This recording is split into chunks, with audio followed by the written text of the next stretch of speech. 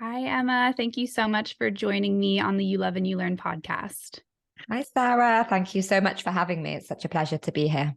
Yeah, our paths crossed actually somewhat recently, but I feel like ever since I was a guest on your podcast, I just feel really connected to you and the work that you're doing. And I think that both of us have somewhat of a niche topic that we help people with, but the topics are so important. And I think that there's definitely overlap between them. And so that's why I'm really excited to have you on to chat today. So, would you mind just giving us kind of an overview of what led you to become the first and only turning 30 coach? Like, what does 30 represent in your life? And how is that something that you ended up being passionate about to support others with?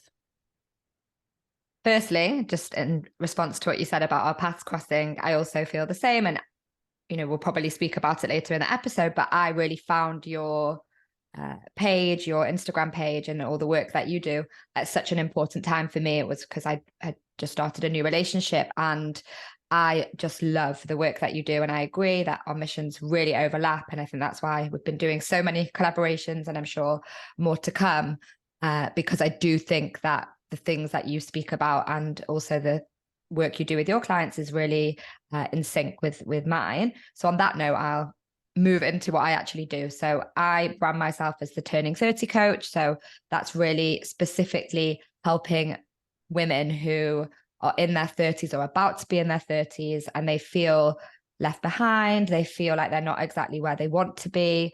They are in comparison mode, looking around at other people and thinking, why am I not doing that?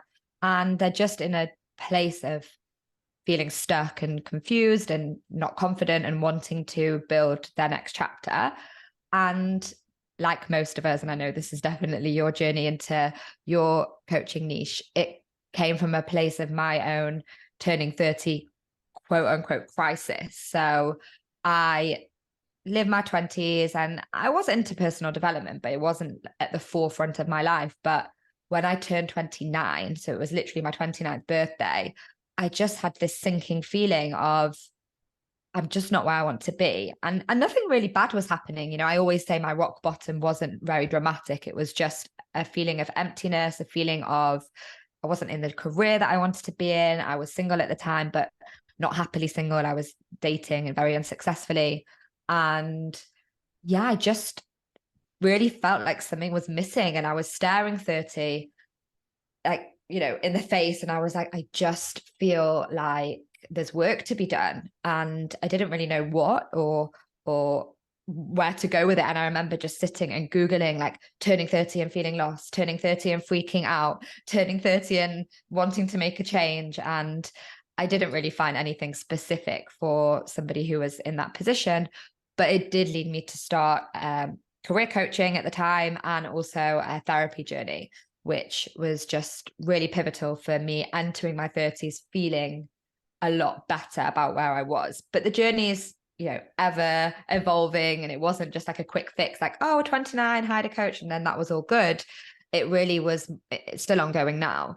And through this, I discovered the power of mindset coaching. So really understanding how the stories and the narratives that we tell ourselves feed into the reality and what actually is on the outside. And by really, I guess, working on my mindset and understanding and getting into awareness, I was able to make lots of changes in my life. And honestly, my 30s are amazing. From going from that fear of I'm growing up and I'm growing older and I'm not got what I want and I need to be married and have kids and all the things that people, struggle with when they turn 30. So many different things came from there. You know, I've just embraced my 30s and really inspire all of my community and everyone I meet along the way to do the same. Yeah. And you really do have so much wisdom to share from what I can see of your story. And I think that it's such an important topic. And the reason that I wanted to obviously invite you on here today is because I think that a lot of this turning 30 or being in your 30s can also impact how we're showing up in relationships. And there can be a lot of relationship anxiety that comes up because of age, and especially for women. I'm sure that some men feel the same way, but especially with women, and if someone does feel like they want to have kids or they're on the fence and they're trying to decide about having kids, of course that is a factor.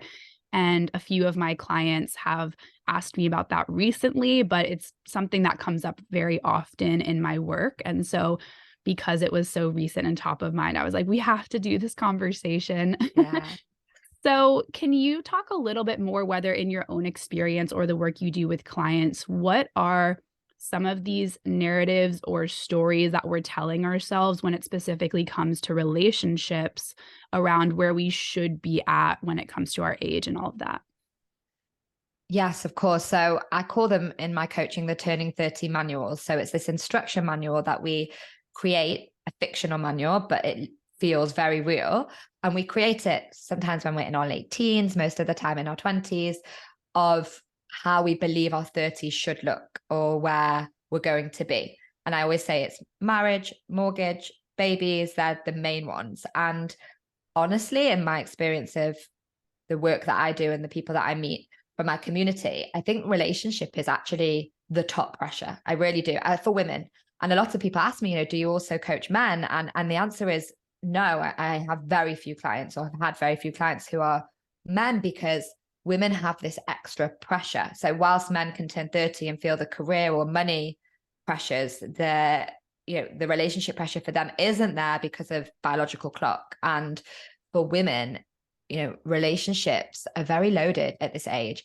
And, it's very normal because we can see why. It makes sense. And I know that you recently turned 30, and you're, I'm sure that you've also been exposed to this as well, with people saying to you, okay, when are you going to take those next steps? Popular culture, movies, Bridget Jones is a spinster and she was 32 years old. Like, all of these signals that we're getting from around us that by 30 we should be up to a certain stage, we should be in a certain point in our lives, and we internalize that. And often we don't even know if that's what we really want or that's just what society wants from us. But I truly, truly believe that the biggest narrative out there is that by the age of 30, we should be in a serious relationship. I'm not going to say that we should be married or have children. For some people, depending on their cultural or religious background, 30 really is the time where they would expect that to happen, but not everyone. And I do feel like it's changing a little bit. I think 35 is probably more of an age where people would expect to have already started having children. But for sure, the age of 30, you would really think, okay, I would have already, quote unquote, met my person. And when you haven't met your person by that age and you're 28, 29, and maybe you've got family members who are questioning you, maybe your friends have all started, settling down and moving in with their partners, or even getting engaged and getting married, it's really confronting. And I think that, it happened to me, and it happens to obviously so many of my clients and followers, that it can just feel like you've failed. It can genuinely feel like you've done something wrong. And the truth is, you've done absolutely nothing wrong. We're all on different timelines. Not every single person in the world can meet their partner that they're going to start a family with, if that's what you're looking for, by the age of 23 or 27 or 30 or 35. Love doesn't work like that, as we know. And I think that, just to reiterate what you asked in the question, that the biggest narrative is that if you haven't met somebody by this age, that it's going to be more difficult, or that you've done something wrong. Yeah. And I can even think of a story that I made up. I think probably, now that you say that, in my teens or even younger, that I wanted to be a quote young mom. Like, I remember, and I love my mom to death. If you're listening, mom, I love you. But I think when I was younger, I saw some of my friends with younger moms, and I felt like they were more relaxed. Whether that's true or not, like, that is my own internal story. But I was like, oh, it would be so fun to be more of like a best friend with my mom growing up because we're closer in age. And now that I'm older, I can see like how close I am with my mom, and realize that like she did need to be like that more motherly figure when I was growing up. But it's so funny to realize that the whole story of I want to be a younger mom was when I had no idea what responsibility would be of being a mom. And now that I've already Yeah. turned 30, I'm still not ready to be a mom yet, even though it's something Nate and I have talked about wanting in the future. Um, but I just think it's so funny how that story was based off of nothing that I actually experienced. It was more of just thinking that that would be a fantasy perfect situation. And once I did turn 30, I realized like, whoa, all the respect in the world to younger moms, but like I was not ready at all for that. So I think that's a really interesting example of how sometimes when we just simply live our life, there's an experience that will come up that will help us realize like maybe that thing I was expecting wasn't necessarily the only way forward.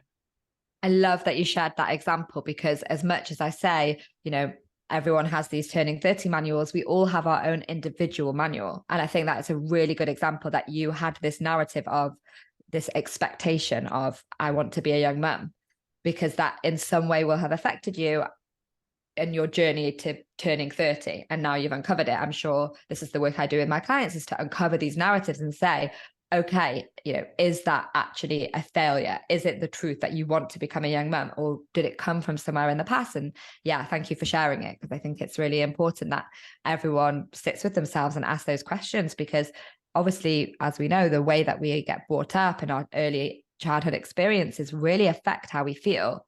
And that's why, especially, I work with clients who, for example, if they have siblings who did something at a certain time, that would affect how they would feel about it. If they're, I think parents is another good one.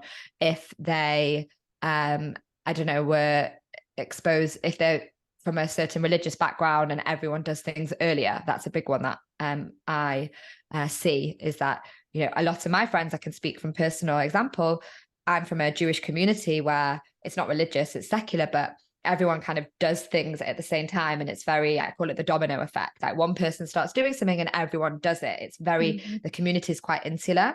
And all my friends from home, from back in Manchester, in the UK, they all got married at the age of 26, 27. So I always say the example of, I had 13 weddings in 1 year when I was 27, because everyone just started doing it all at the same time.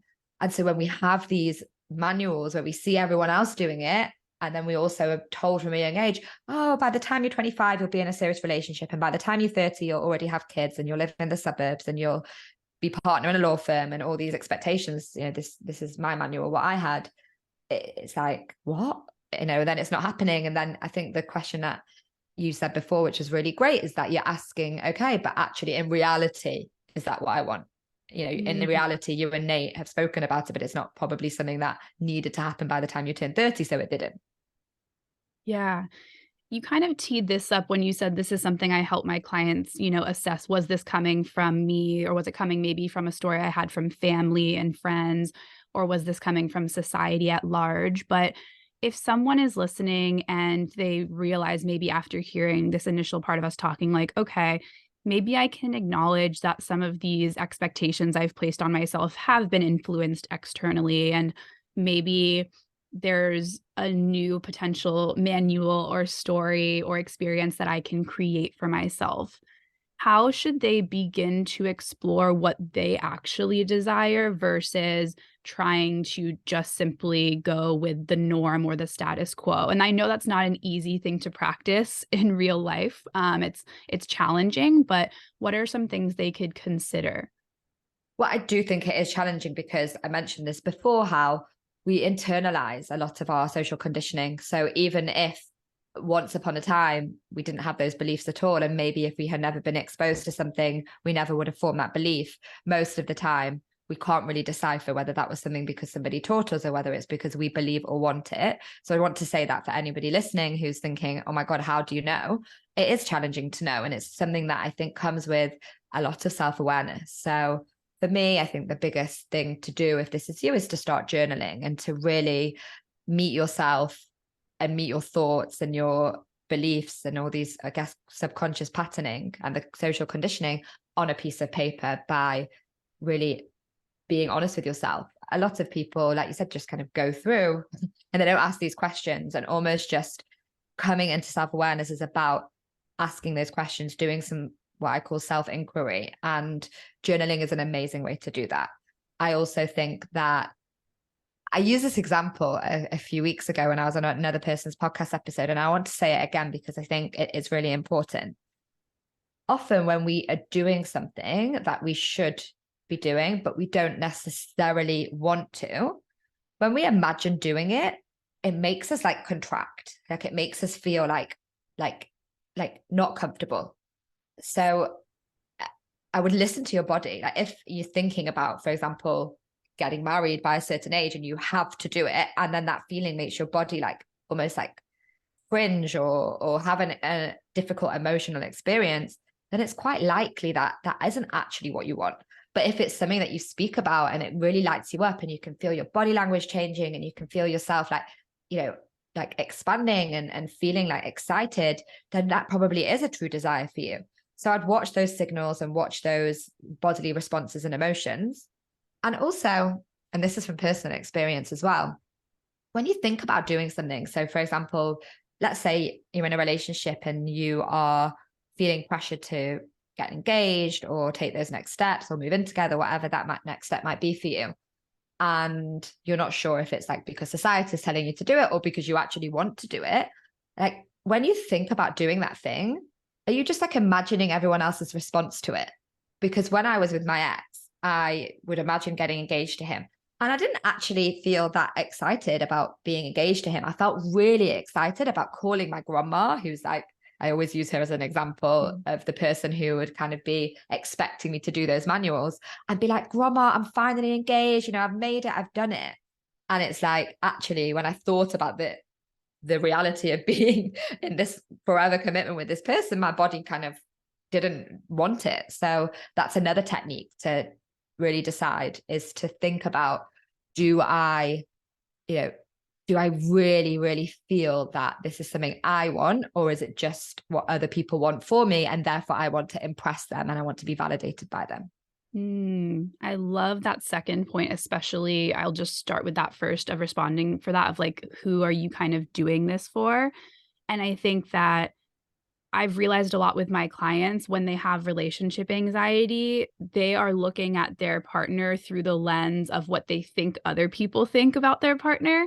So someone could tell me in session, like, I think my partner's really cute, but like, he's not the stereotypical cute that someone else would say. And so sometimes I worry, or my partner's introverted and it doesn't really bother me, but like when we're at a wedding and he's not really like on the dance floor in party mode, I just worry that my friends will think he's boring. And they might not even realize that they're doing it, but I really think that when we can check in on like how are we thinking about a situation versus what we think others are thinking about it, that's a really good point.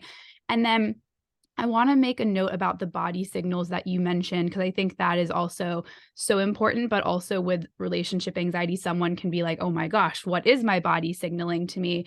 And I know that that was my experience. And so I've found that there's a very subtle difference between when your fear is talking from a place of what if something goes wrong, and or like the uncertainty of this feels really uncomfortable, versus a signal that like this is going against maybe your values or going against something that aligns with your life. And I know you actually have experience from your last relationship where you came to the conclusion that when you were getting signals that maybe this wasn't the right relationship for you, you understood like it's because we're actually not going down a path that is going to work for both of us. So I think that the hard part about that is that like you're the only person that can really make that decision for yourself of, is this coming from a place of fear, or is this coming from a place of we don't actually match up in certain ways that are really meaningful to me. So with that point in mind, would you be able to share a little bit more about the experience of your 4-year relationship that you had? Yes, of course. So for everyone listening to know, and obviously Sarah just introduced it, I was in a relationship from the age of 29 until the minute before my 33rd birthday. And I think that relationship, I mentioned that when I was turning 29 and I, went out and started dating more productively and I met somebody, and I'm not here to trash talk the relationship. It was nearly 4 years. There were lots of beautiful things about the relationship, but there were lots of things that weren't great about it. And I have started to become more vocal of speaking about, firstly, going through a breakup at the age of 33, because I think that it's something that a lot of people are nervous about doing because of the fear of being alone or having to meet somebody in your 30s. And also talking about why I stayed for longer than probably in retrospect I don't want to say I should have, because I think everything happened exactly as it should, and I'm happy that I went through that experience. But it really, on reflection, there are lots of things that caused me to, I guess, ignore some of these incompatibilities and some of these bodily signals that were happening to me whilst I was with this person. And I do want to say that you mentioned about feelings, and I think it's the biggest thing in relationship anxiety is that really, understanding the difference between fear and, intuition. And I think that I don't have like a set answer of what I did or what I didn't do, but I can just say that it was something that I definitely struggled with, because I think your body does signal you, but then your mind just plays such a huge part in it. And I think it's really complex and layered about, when you're with somebody, you add in that, okay, well, we already live together. Okay, we already have done all these things. Okay, I'm somebody who sometimes is anxious, and sometimes I can also be avoidant, and all those different things. And then, wow, it's so confusing. And I know everyone listening to this will relate. If you've ever had a relationship anxiety, that you kind of go out and start to like look outside of you and Google things and consume content because you're trying to find answers from other people. And really, obviously, we know that answer really only ever lies within. And that's why I love the work that you do so much. And that's how I found you, because I was also on my own journey of trying to understand, okay, what are these bodily signals trying to show me, and how is it? And that's when I stumbled across you. And I think that, yeah, it's just really important to ask, just even to ask those questions, and to not make any snap decisions when you're in that space of being triggered, of being activated, and feeling really intense relationship anxiety. Yeah, absolutely. And I know that you said you obviously didn't want to go into too much detail, but is there any example that you might be willing to share around what conclusion you came to that there was an incompatibility? It can be high level, but I think sometimes hearing examples from other people can be helpful, because it's a lot of times in the abstract. Even the word incompatibility can be very abstract, and then concrete examples can help people to reflect. Yeah, no, I'm really happy to share. I think it's really important to speak about these things out loud. And I think because of the sensitive nature of them, it's not really spoken about enough. And I will say that, I started this relationship in a space of wanting to call in a long-term relationship, let's say a life partner. And this person had lots of great qualities, but there were some really key things missing. And I can say that one of them was the compatibility of communication. So, I don't love the labels all the time of, being anxiously attached, avoidant, but we definitely did fit into that.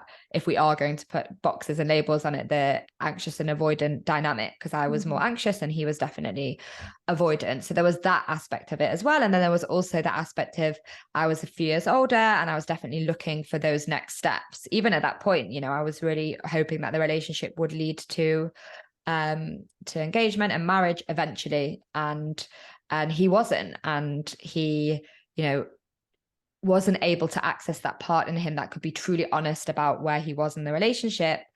And I think those two things sitting side by side were the two different stories. And they're two really big incompatibilities. Now I can say that one of the most important things in a relationship is communication. We know this, the ability to express, the ability for somebody to hear you and see you and hold space for you. And I also think a practical reality of somebody being in the same stage of life. So it doesn't mean that they have to be, you and your partner have to be exactly like aligned for the minute that you want to do all those things, but at least know, okay, we want to go in this direction. And I didn't have those two things, but then there were many other things that I did have. And I think that the story that was playing out in my mind a lot of the time was like, well, I am 30 now. We moved in together quite soon. And we'd already been living together for a couple of years when the big questions started coming up for me. And I think I did struggle with relationship anxiety because I just told myself, oh, if I just wait a little bit longer, then maybe, he'll be on board. Or I also had the thing in my mind that, But when we are together for longer and we do take those next steps together, then he'll become more communicative. So I did what I think a lot of people do, and I call it living in the land of ifs. If that person will just do this, if that person will just, if we get engaged, if we can just get a little bit better. And it's like, I heard myself saying if a lot. And I think that I realized that I was living in a future reality of a relationship that didn't exist in the present. And I think that's for me what eventually made me really come to terms with the fact that it wasn't compatible, because this person wasn't able to meet me where I was. But I do want to just say that I got to that point around 10 months before the relationship actually broke up, because I was struggling to decipher. I think before that I was struggling to decipher, do I actually want to not be with this person, or am I just like afraid of commitment? Or there was like lots of other complexities there. And then I kind of knew in my heart of hearts that it wasn't the right relationship. But this fear, the turning 30 manuals and the social validation, and that everyone expecting and waiting for us to take those next steps and get engaged, and all of those things that happened stopped me from actually leaving the relationship. Well, thank you so much for sharing that. I really do think this example will be helpful for people to understand, and just to not saying that your story should match theirs and my story doesn't need to match anyone's, but just to understand a little bit of like the thought process that you were going through. And something we talked about offline before this was that I think there's a point where a decision becomes much more clear for people, and that you don't necessarily have to rush to get to that place of clarity. You kind of teed up this story by saying that, you know, in hindsight, you were able to see some of this more clearly, but everything happened as it should. And that's a big belief of mine as well, that sometimes when we're in this place of not feeling clear, that eventually there is more clarity. I have two examples of that in my own life. One with an ex where I had clarity that it was no longer working. I wasn't getting back what I was putting in. And it was a clear cut, okay, like this is sad, but like it's not gonna work. And then with Nate, I have had moments of clarity where it's like, this is what I really want. And even though I've had some anxiety, like I'm clear that this is the person that I want to be with. So I do think that for people who are in this limbo period, I just want you to trust yourself and trust that in the time that it will take, that there will be some more clarity. But sometimes in the discomfort of anxiety, we're trying to rush to get to that place of clarity. And so you don't have to be patient, of course, like your life is your life. But if you're feeling this urgency around it, to just maybe press pause a little bit and try to use that self-reflection or self-inquiry that Emma kind of referred to earlier. Yeah. And I think this is really important. And I want to reiterate that a big part of my healing journey was forgiving the version of myself that stayed for this, I guess, extra 10 months when I'd already understood that I wanted to leave, because that was what was meant to happen. And I really agree with you. And I think if you are struggling with relationship anxiety and debating about whether to leave a relationship, in the grand scheme of life, there's no rush to cut and run the next day. Like, I really think that, and I can say with certainty that my journey was my journey, and that relationship played out the way it was supposed to play out. And there's definitely a way you can look at it and say, oh, but I wasted more time, and oh, I should have done this. And but no, like, it had to happen that way. And I'm really happy that it did, which might sound weird to people who say, oh, but you're with someone for so long, how can you even think that? But I guess that kind of taps into like a more existential thing of really believing that your journey is, your journey, and things are unfolding as they should. But I do really agree with you and think that, it's not even necessarily about being patient. It's about being logical, which is a very opposing emotion to when you're feeling anxious sometimes. Because it's like when you're in that spiked anxiety, you just want to know. And we've been working with a client recently who's just gone through a similar journey. And, I actually made her not make a decision. Like you said, I was like, just let's sit and learn how to control your anxiety before we even get to the point of making any decisions. And I feel like we maybe spoke about this when you were a guest on my podcast, that I think it's really important to be in that space where you can learn how to manage your anxiety, and then you can decide from a more calm and a place where your nervous system is not as activated. Yeah, that's beautiful. Thanks for adding that piece. I also think just one last thought on this conversation specifically is that there's so much fear around breakups. Like I feel like, and I used to have a big fear of divorce. And I mean, because my parents got a divorce and I saw divorce, I think it was something that felt so big and scary to me. Mind you, I'm not married, so it's like I'm fearing something that I haven't even taken like a step towards yet. But I do think that breakups and divorce have this like fully negative stigma around them, and we're trying to do everything we can to avoid them, and we think that we can't handle it, and we think there's no life on the other side. But I'm not here to encourage anyone that they should break up or that they should stay in their relationship, but it's more just that like whatever happens, you'll be able to handle it and to have a little bit more trust in your resilience as well. Because I think that sometimes we are so anxious in a relationship and then we're like, but what if in 2 years I do find out that it wasn't the relationship I wanted to be in, or that we did have some incompatibilities. And it's like, okay, well, first of all, we can't predict the future, but if that did happen and there was some clarity in the future, then trusting yourself to move through that and bounce back. Wow, I love the topic of breakups and talking about this. And again, I want to reiterate for everyone listening, I think both Sarah and I don't have a prerogative about whether our clients should stay in a relationship or go. But just like you said, just have that, the building blocks of the belief that whatever happens, you have the ability to navigate it. But I do want to say that I used to really fear breakups, especially in relation to my age and wanting to have children by a certain point. And now I am like, that breakup, not because of the person or anything, like it's not something specific or personal, but it was one of the best things that ever happened to me because it set me off on a completely new path that I could never have anticipated. Like if you would have told like 25-year-old Emma that she would be breaking up with someone when she was 33 and starting to date again and, meet somebody new at that age, she would have been mortified. She would have been so shocked. She would have been so scared. And honestly, that breakup, it was very typical, skip to the part in the movie where it's like the mirage of somebody getting a makeover and having a glow up. But it was a glow up for me.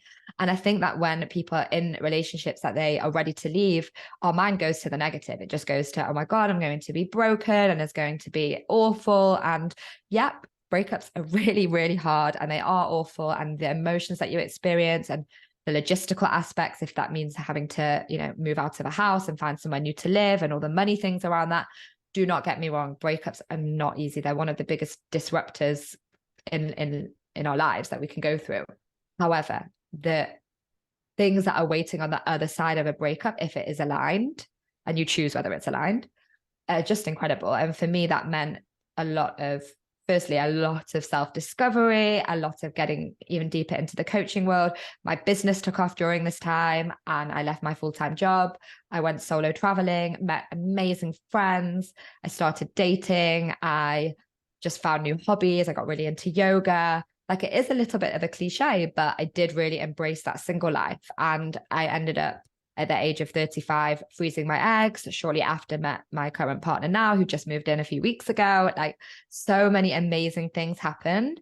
And that's because breakups don't have to be scary. Okay. And I want anyone listening to know that breakups, they are difficult, but they can be so life-changing. And I really want to shout that out from the rooftops to anybody who comes across me in my community, because I think that there's this really awful narrative around divorce, around breakups that, now sometimes I always say this, I said it on a podcast episode I did with a breakup coach, and we were laughing about it in a really weird way, that sometimes when people come to us as clients and say, I've just gone through a big breakup, I say, oh, I'm so jealous because I know that you're just going to have the biggest glow up now because you're just going to learn so many new things about yourself. Yeah, I love that insight. And I'll also add from my perspective for someone listening who may be like romanticizing the breakup as well, that I want to point out what you said, which is that there's also really tough parts of it too. And I wrote this blog post once called "Would I Be Happier Single?" And the key takeaway from that blog post was essentially that like in a relationship, there are challenges and there are beautiful parts.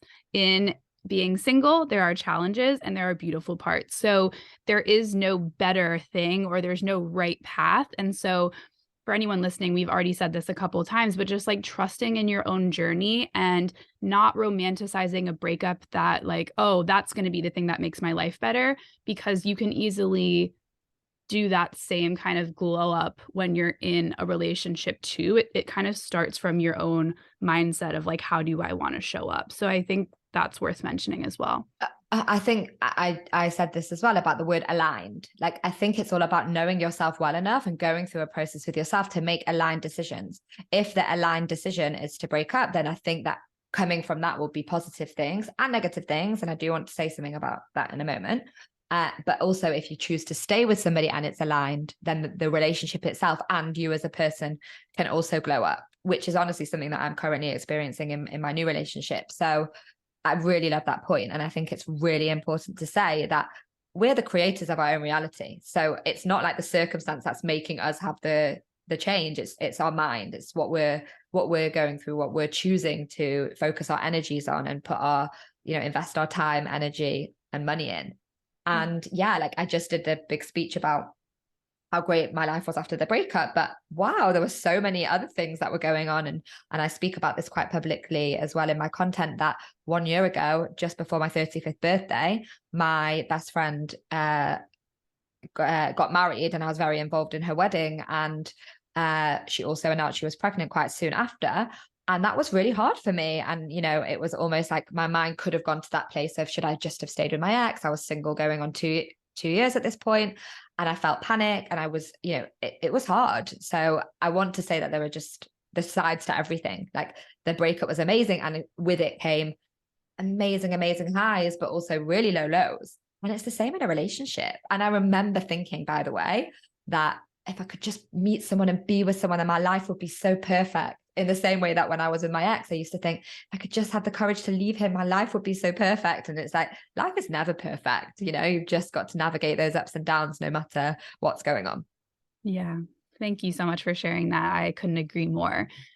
We kind of touched on it a little bit earlier, but I want to explore the conversation more of the fear of, do I need to commit to this person and be with this person in order to have kids, because I am getting to the age where that's an important decision to make. And disclaimer that like neither of us have kids yet, so I think we're both speaking from a lens more so of just pondering on this topic. And I'm just turning 30, so I think I do, again, like transparently have a little bit of time before I even need to start thinking about this. Whereas I know, Emma, you have gone on the journey of freezing your eggs. So I think we each come from a unique perspective here. But I'd love to just, there's not even really a question, but just to open up the dialogue around this notion of, I need to choose somebody because of my age, and I need this person to either be my future kid's dad or not, and like the pressures that can come up from this and how to start thinking about this.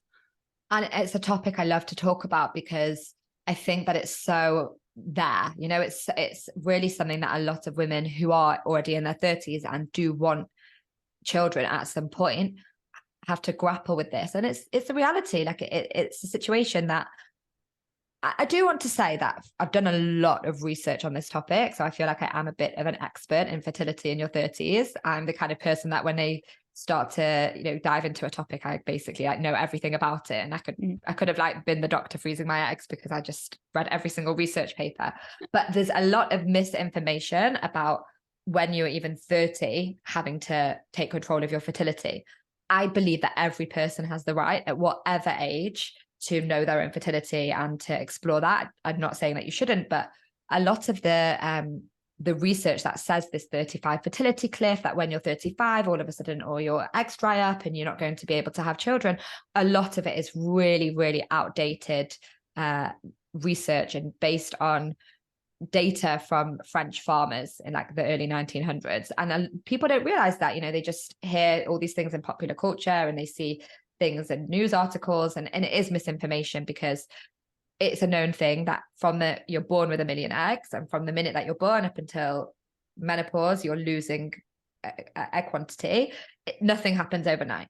And I think that nothing happens overnight when you turn 30. Nothing happens overnight when you turn 35. It is known that women have until their late 40s to have children. And from, I think, the age of 37, 38, 39, it is statistically harder to get pregnant and also more chance of miscarriage and for things to go wrong. But by no means does that mean it's impossible. And that was a huge thing for me, because I truly believed before I researched it that if I wasn't going to have a baby by 35, then I would be basically not able to have children. And also my mind wasn't open to having a baby in my 40s. And now it's like, wow, I've done so much insight and reframing of it, and actually gone out and seeing how many women are choosing now to have children later. It's becoming a lot more normal. And obviously there are risks, but being a young mum isn't the only way to be a mum. And I think it's really important to say that out loud. And I think that, you know, I can talk about my own journey, that I stayed in the relationship too long. I stayed in the relationship longer than I maybe wanted to, because of this fear of not being able to have children, and thinking, and I honestly used to say it, and I'm embarrassed to say it out loud, but I will anyway, that I was like, okay, well, maybe this person isn't compatible for me, but he'll be a great dad, and this is my only chance, so I'll just stay with him. I then came out of that relationship and started to daddy hunt. So I literally said, I came out and I started to date, and I would be dating, and I was in a rush. I was like probably 6 weeks out of a 4-year relationship, already being like, okay, I need to just date as much as possible. And I was on all the apps, and I was like, okay, I'm ready. I'm going to go all in. And then after a few months, I was like, I don't want to date right now. Actually, I want to just be alone and heal and do my own thing. And dating doesn't actually feel so aligned. And no, and that's the point when I said, okay, if I'm dating like this because I am worried about being a mum, then I can investigate. And I really always say to people, knowledge is power. So I was only 33 and a half when I did it, but I went and got some fertility checks, and everything came back luckily normal. For most women, it does. Sometimes, obviously, things do come up in the test that we don't know about. Something to consider when you do the test, that we don't know what the results are going to be. Most of the time, people are within the normal range, and I felt more calm, and I just felt like, okay, great, I can take some time, and I can go traveling, and I can do my own thing, and I can focus on my business and my friendships and building up other things in my life. And then I reopened it again on my 35th birthday, because I was in the same position, and I said, okay, now I'm ready to freeze them. Whereas before, I wasn't really ready. I was just like ready to get the information. Funnily enough, I redid the test, and my fertility hadn't even gone down in those 2 years, which is, again, everyone says you're going to become less fertile and less fertile. And the doctor was like, your fertility is basically the same. So another important point. And then I just decided, okay, like the time is now. And I did it, and wasn't the most pleasant month of my life, but it was very quick. And I'm very privileged that I was able to afford to do that. And it was something that was available to me. I know it's not available to everybody, but I'm really pleased with my decision to do it. I really feel like it gave me some security and peace of mind. It was an insurance policy. I'm probably not going to use the eggs, all being well. I'm expecting and hoping to have children naturally. But if and when I need to, then they're there. So that's my journey to it. And I think that it's something that we need to speak about out loud more, because we do have these pressures, and we do have this biological clock that men don't have. And there's no point in burying our heads in the sand and just saying, okay, we'll just see what happens. We get to choose. Yeah. Yeah. I really appreciate you bringing this conversation to the podcast, just because it's not really something that I've thought that much about. I've heard friends doing it, or I've just, heard the basics, but I think those statistics and the research that you brought is really helpful for people to hear. And next, I kind of want to talk about that part around, well, maybe we're incompatible, but like I can see them being a great dad or whatever it is. Whoever your partner is, if you're trying to picture them as a parent, but then maybe there's also some potential things causing anxiety.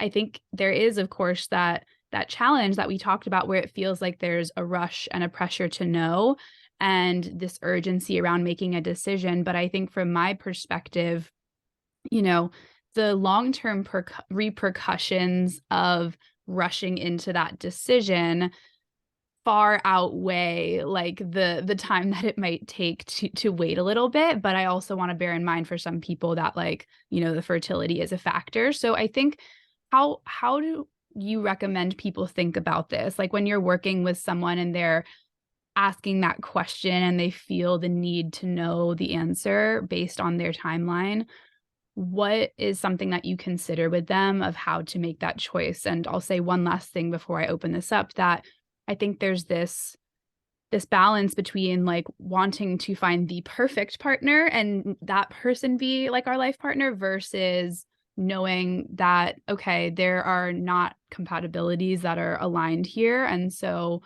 parsing out, am I expecting perfection of this person or am I just trying to make this work because of my age? Mm. Wow, what you said, it's such a difficult, loaded topic. I think it's really hard because, you know, I think we spoke about this before offline.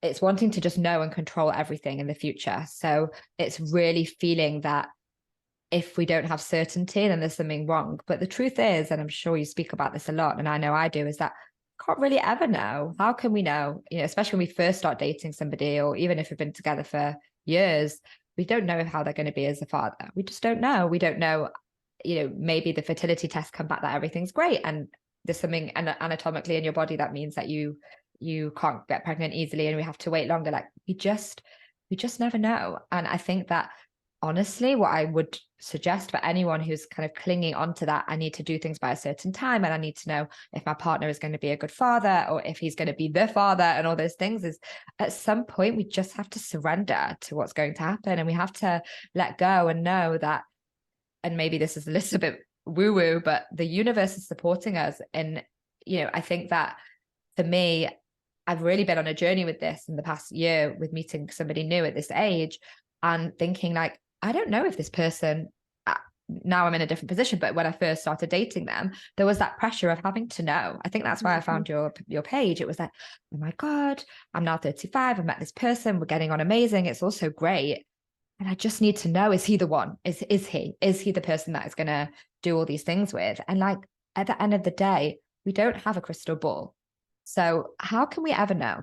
And I think that's true, even if you've been with somebody for 7 years, if you've been with somebody for 7 months, 7 weeks, and you just have to really learn and stay focused on being present and really seeing that within that presence, if you can find enough good things to keep you there. And that's really what I went through. And I can say like in a transparent way that I was freaking out. And I think, and I actually want to do a podcast episode about this on my own podcast, of when you meet somebody later, that you have those time pressures more because of fertility and because of, I guess, just wanting to hit those timelines.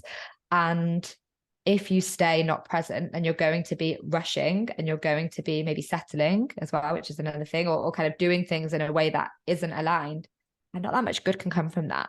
So I think it's all about opening up the possibility that you're not actually in a rush. Like, I think that we put ourselves under so much more pressure. And I know that some people, maybe if they really do want to become a mum and may meet somebody at the age of 41 or 42, then yes, like I do see that as being more timelines of more pressured. But if you're in your 30s, which most of my, you know, audience are, and, you know, even I have a lot of clients who are 29 experiencing this. And then I'm like, you have so much time. So it's about taking that reframe from like, I need to know everything right now, to actually I have a lot more time than I think. And let's focus on being present, surrendering, letting go, and letting the story unfold exactly as it should. Beautifully said. Two things to respond to in that. You earlier brought up this notion of what if, and how we're always asking like, well, if this or if that, then maybe I'll be happy. Or like we're going into a lot of hypotheticals when we think into the future. And so I think that there's a simple reframe of, instead of asking what if or what might this look like, switching to what is. And that helps us get present. So what is currently happening? Or like, are things currently going well with this person enough to want to continue? And even if there is some anxiety in the present, like, is there still also some sense of, I really want to keep exploring this? Because we only ever have what is, not what if in the future. And so that can help us be present. And then very quickly, for anyone who's listening and didn't know about this already, you mentioned the word settling. And I know that can be a topic that people are like, oh my gosh, how do I know if I'm settling or not? And so I've done a lot of um, other kind of exploring of this topic in my Is It Anxiety or Am I Settling webinar. And so if someone has the question of, am I settling or is it just my anxiety? How do I know the difference? Then I will link in the show notes that webinar just to explore it, because I do think that that's another word that can also be really confusing if you're Yeah, experiencing relationship anxiety. totally. Yeah. Yeah. Is there anything else around this topic of age and relationships and kind of carving out your own path in your 30s that you want to leave listeners with before we head into our final couple questions? I just really want to speak to anybody listening who does feel rushed to do something, whether if you are somebody who is single and feeling rushed or in a relationship and feeling rushed, is to know that you're not in as much rush as you think that you are, and everybody has different timelines. So just if somebody else around you, and it could be your best friend, it could be all your friends from school, it can be your colleagues in work, even if everyone else is doing one thing and you're doing another, that's absolutely okay. We can't all be doing the same things at the same time. And just to remind you that you, and we've said this a few times, you create your own path, you create your own journey, and you get to decide whether you want to own it and be like, yes, this is exactly what I want to do in the way that I want to do it, or whether you get to look at everyone else and be in comparison mode and start to do things, in a way that doesn't actually feel like you want to because of, what society says. So I just want to, I guess, end with that to say that my timeline didn't look like most of my people around me. Like I was thinking about it actually. It's in a few weeks. It's one of my oldest friends' 10-year wedding anniversary, and she has two kids. And I remember being at her wedding, being like, wow, like, am I going to get engaged soon? It was my ex boyfriend at the time, and I was thinking about it like 10 years on, and I'm not currently planning on getting married and anytime soon. And it's like, and that's fine. And the thought of being in that space probably would have really frightened me. But now I'm in it. I'm like, it's not that scary to be on a different timeline to other people. So that's what I would, I guess, like to reiterate, is that we all live our own paths, and just to embrace and be on your own path.